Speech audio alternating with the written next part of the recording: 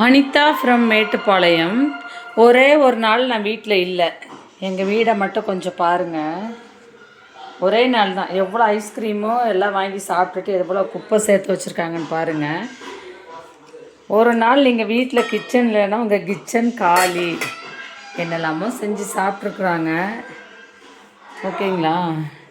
பார்த்தீங்களா எப்படி இருக்குன்னு? ஒரே ஒரு நாள் தாங்க நான் வீட்டில் இல்லை. இப்போ நீங்கள் க்ளீன் பண்ணணுன்னா இந்த அளவுக்கு ஒர்க் இருக்குது நமக்கு.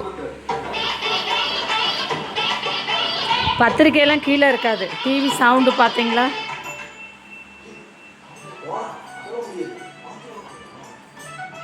பாருங்க நம்ம வீட்டு செருப்பு எங்கே வந்திருக்குன்னு.